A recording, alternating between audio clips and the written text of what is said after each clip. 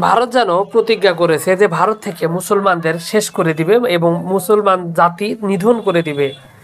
আর যদি তাই না হয়, এই সামান্য কিছুদিন আগেই উত্তরপ্রদেশে এক মসজিদ দখলকে কেন্দ্র করে হিন্দু পুলিশ, নরেন্দ্র মোদীর বিজেপি সরকারের এই পুলিশ চারজন মুসলিমকে গুলি করে হত্যা করেছে।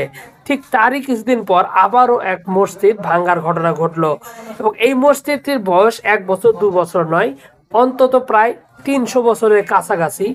এবং এই মসজিদটি এত প্রাচীন হওয়ার পরও ভাঙ্গার সময় তা অজুহাত হিসেবে জানানো হয়েছে যে এই মসজিদটির এক অংশ অবৈধ ছিল। আজ থেকে প্রায় 250 থেকে 300 বছরের পুরাতন এক মসজিদের এক অংশ অবৈধ, যেখানে ভারত জন্মেরও বহু বছর আগের কথা, সেই জায়গায় এরকম এক ঠুনকো যুক্তি দিয়ে পুরাতন মসজিদ ভেঙে তারা নিজেদের এই জায়গাটি দখল করে নিচ্ছিল। এর আগে বাবরি মসজিদ, জ্ঞানবাপী মসজিদ সহ বেশ কিছু মসজিদ তারা ভেঙে নতুন করে তারা মন্দির তৈরি করেছে।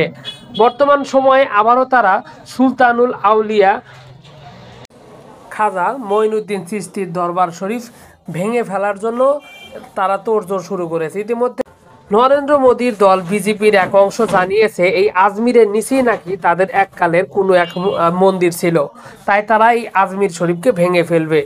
এইরকমভাবে তারা একের পর এক মুসলিম স্থাপত্য, পুরাতন স্থাপনা সবগুলোই ভেঙে ফেলার জন্য এক নীল নকশা তৈরি করেছে নরেন্দ্র মোদীর ভারত। একইভাবে পুরো ভারত জুড়ে চলছে মুসলিম নিপীড়ন।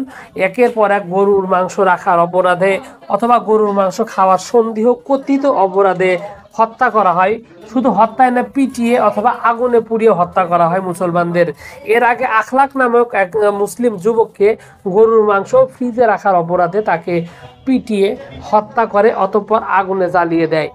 এরপরে তাবরেজ আনসারি নামক আরও এক মুসলিম যুবককে রাস্তায় পিটিয়ে 3 দিন পর্যন্ত পিটিয়ে তাকে হত্যা করে গরুর মাংস খাওয়ার অপরাধে।